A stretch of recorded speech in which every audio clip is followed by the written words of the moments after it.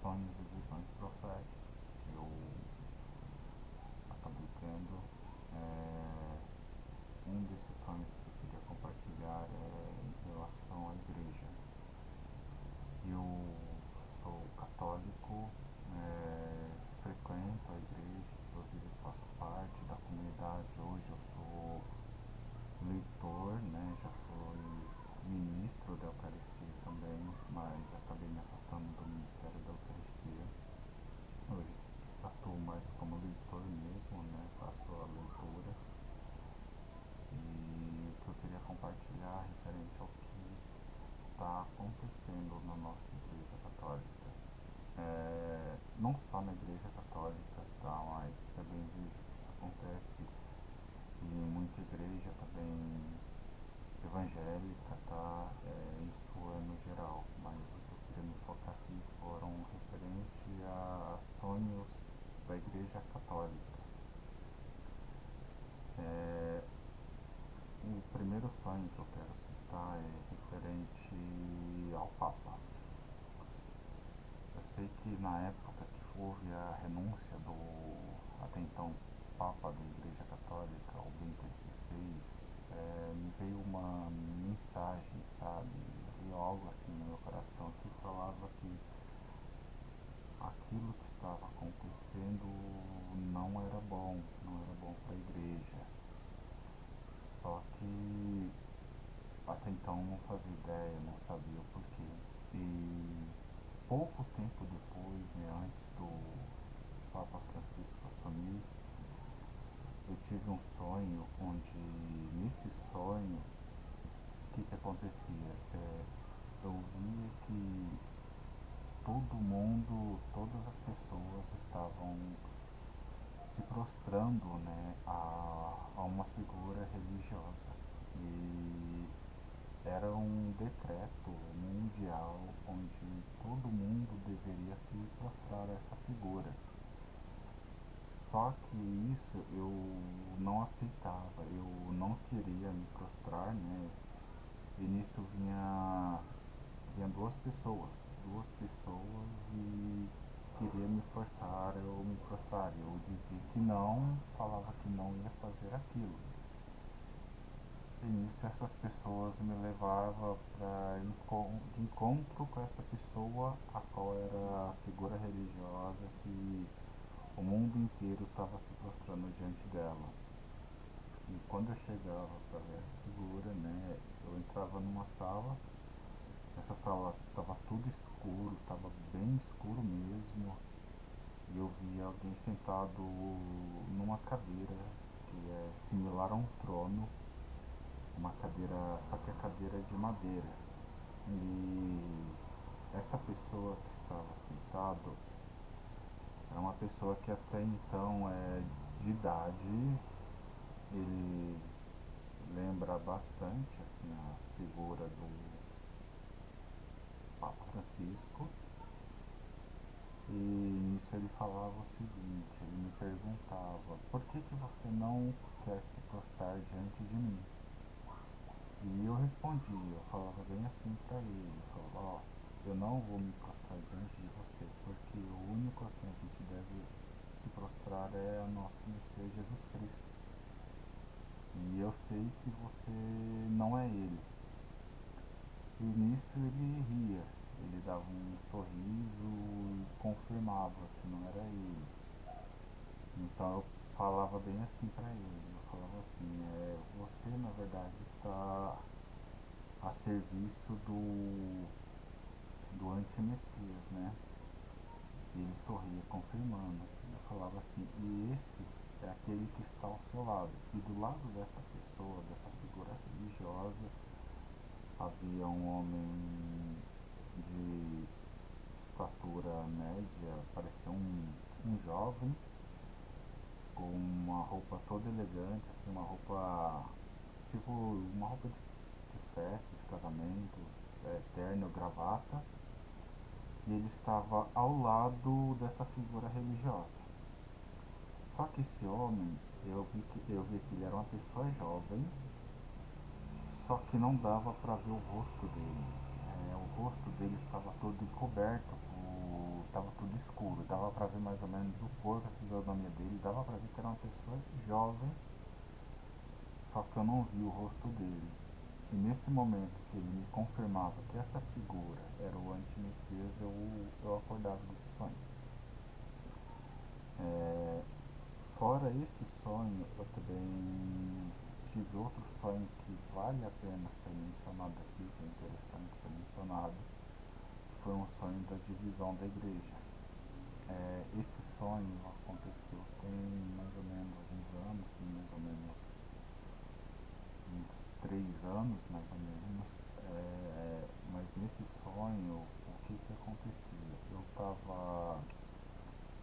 estava indo para a igreja, de repente eu vi uma igreja que era única, era um templo único, e esse templo único ele se dividia em dois. Se dividia em um templo todo branco e ao lado um templo vermelho. Só que nesse templo branco, é, as pessoas elas queriam manter todas as tradições da igreja. Era um templo onde nós, como indivíduos, nós que temos que nos adequar à palavra, não a palavra se adequar a gente. E do outro lado, o templo vermelho não, apareceu um templo vermelho onde esse templo, a palavra, tudo era permitido. Na verdade era a palavra que se adaptava à pessoa, não a pessoa se adaptava à palavra. Era um templo onde é basicamente você pode tudo, nada é proibido, você tem que ser da maneira que você quiser ser, enfim.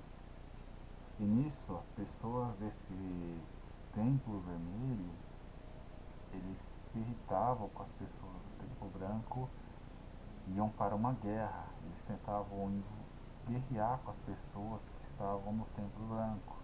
Eles iam para matar, eles iam fazer uma verdadeira guerra para matar as pessoas mesmo.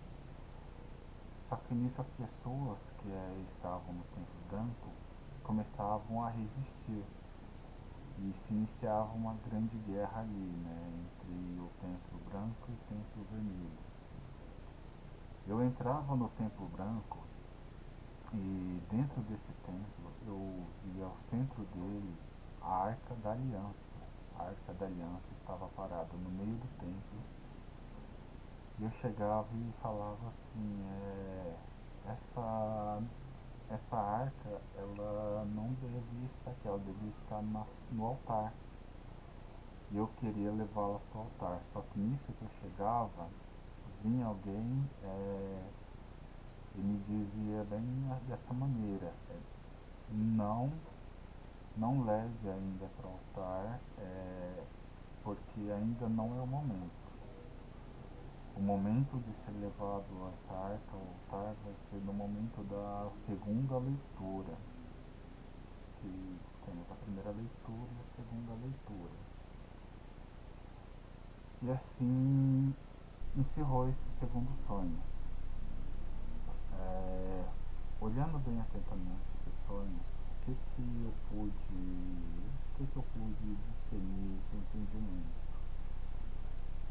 Que a verdade é que pouco tempo depois que o novo Papa assumiu, ele está fazendo uma igreja mais liberal. Você vê muitos e muitos locais, bispos, padres, apoiando coisas que, se você pega a Bíblia, você vai ver que vai muito contra a Bíblia. Só que eu não generalizo por quê? Porque você sabe que dentro da igreja existe também muitos muitos padres, bispos, é, que são tradicionais e eles querem manter a palavra da forma que ela é. E nisso a igreja está tendo atualmente uma divisão. Isso não acontece exclusivamente na igreja católica, mas também está acontecendo na igreja evangélica. Isso é um sinal. A gente tem que pensar o seguinte: seja católico, seja evangélico, a nossa palavra é a Bíblia. A gente tem que seguir o que está na Bíblia. É importante ter o discernimento da Bíblia para não cairmos em engano, porque esse engano é perigoso. Muitas vezes você pode estar indo ao caminho da perdição por achar que algo é o correto. Pensa o seguinte, pessoal: é, Jesus entregou sua vida por nós. Muitos querem debater que tudo é permitido, basta você ser uma boa pessoa. Muitas vezes citam até a passagem de Jesus quando viu a prostituta e falou, né, aquele que não tem pecado que atire a primeira pedra. Realmente Jesus veio para todos. Jesus não veio para mim, para você, para fulano, para ciclano. Não, ele veio para todos. Todos temos oportunidade de buscá-lo, se converter a ele. Mas, do mesmo modo que muitas pessoas falam dessa passagem, elas ignoram a segunda parte dela. A segunda parte dela é: vá e não peque mais. Jesus está aberto para todos nós? Está. Mas isso requer um sacrifício do nosso lado também. Nós temos que nos converter a Ele.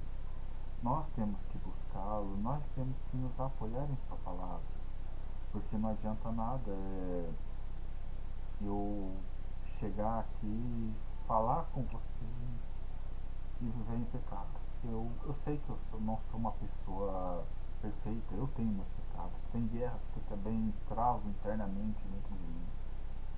Eu sei que eu caio por minha fraqueza. Toda vez que eu peco, que eu erro, é por minha fraqueza, minha única fraqueza. Mas eu clamo a Jesus Cristo para que dê forças ao meu espírito para que eu possa superar. A gente tem que pensar o seguinte: a gente não tem que, a palavra não tem que se adequar a gente tem que se adequar à palavra, nós temos que buscar uma vida de santidade. Nosso tempo é muito curto. Eu sei que isso é uma coisa que muitos já escutam há muito tempo, mas a verdade, pessoal, é que o tempo é muito curto. Busquem a conversão, busquem a proximidade com Deus, busquem a proximidade com Cristo, enquanto há tempo, porque nós ainda temos um tempo, não sei quanto, pode ser que esse tempo acabe muito rápido, mas clame sempre ao Espírito Santo, clame a Deus discernimento para seguir um caminho de justiça, um caminho de retidão, não afundarmos no pecado. Vamos buscar Cristo sempre, enquanto temos tempo. Pensa o seguinte: o prazer mundano, ele é tentador, ele tiça as pessoas, ele faz você querer cada vez mais.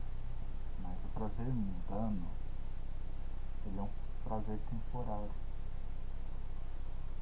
A vida em Cristo te levará a um prêmio eterno, a felicidade eterna. Coloque na balança: vale a pena você sacrificar a eternidade por prazeres momentâneos? Se você é casado, seja fiel a sua esposa, seu esposo. Procura ser uma pessoa justa. Não dê falso testemunho. Acima de tudo, se você é uma pessoa que vai na igreja, seja católica, seja evangélica, vê se o que está sendo passado ali condiz com o que está na Bíblia, o que está na Escritura. A salvação não vem de você ir ou não na igreja, mas vem de você seguir ou não a Cristo.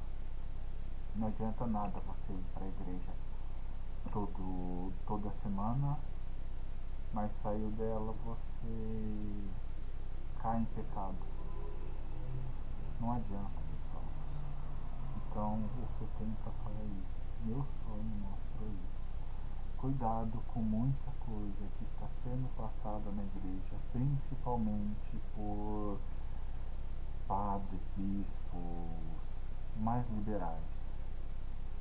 Não vá em tudo que você escuta, achando que tudo é permitido, tudo é bom. Não, estamos em uma guerra espiritual. Siga a vontade de Cristo. Leia a Bíblia, ela é o mais importante de tudo, tá? Fiquem com Deus. Desejo a todos muita paz e até mais.